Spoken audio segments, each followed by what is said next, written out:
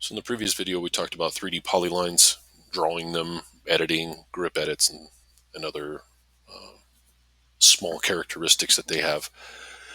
In this particular episode, we're going to be discussing the Fabrication CADmep Polyline 3D fill tool. And we need to make sure that we have our drawing active, and then we load or use the takeoff command to connect to the fabrication database. And then once the fabrication database parts and services are available, we make sure that we switch to a plumbing, domestic, cold water service. There's a soldered, grooved valves and supports tabs on the left-hand side, and then each one has its corresponding components. The T-bar is listed here besides the small strip of icons next to the fabrication library, and the fifth icon down is the fill option, and if you left click and hold and fly that out, you'll have the Polyline 3D fill tool.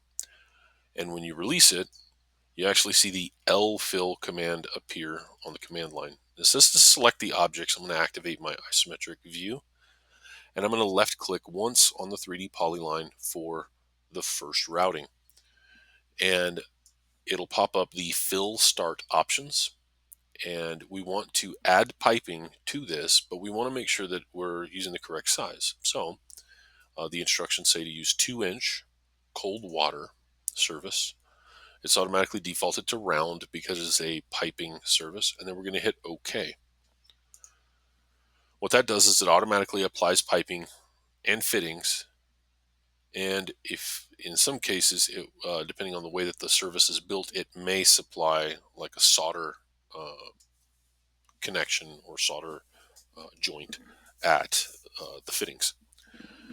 So when I'm done, I can right click, and that breaks the LFill command, and I can turn off the attacher if I choose, and that's going up to the T-bar, left click and hold, and choose to hide the attacher. Once the attacher arrow has been removed, now we can reactivate the LFill command, and again, you can just simply click on the icon, or you could type LFill, and we select our second point or our second line. When I do that, I change the size, and you can change the size to whatever you need. I think the instructions say to do 1 inch. Hit OK.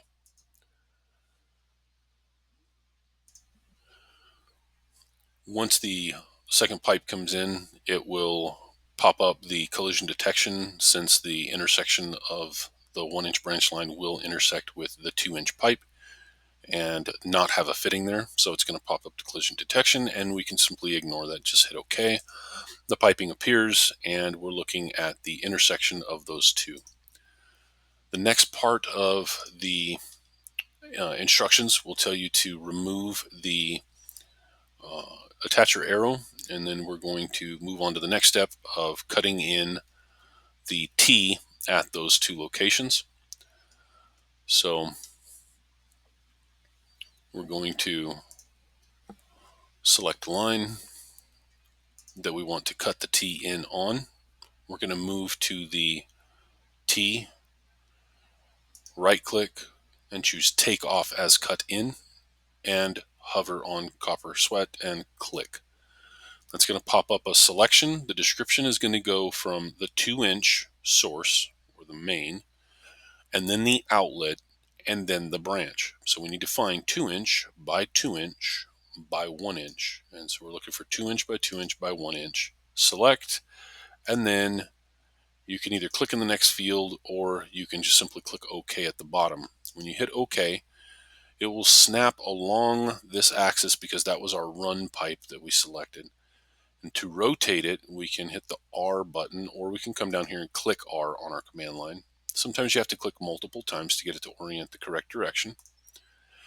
And then once that's done, you'll notice that right now it's snapping to the dead intersection of the T, but you can use the space bar to toggle which end that connects to, and it will go from center, cup 1, cup 2, and back to center. And we're going to move the center to the inline of the T, left click, And then we can right click to close the command. We can select the branch, click the grip, holding shift, right click, and choose center, and then move to the outside of the cup of the T branch, and you'll notice that the grip appears here. And so we're highlighting the edge with the cursor and watching for the center of the cup. And I used shift and right click to activate the center temporary object snap. I left click and it activates the grip stretch to move to that point, and then we can toggle off our attacher, and now we are done with our piping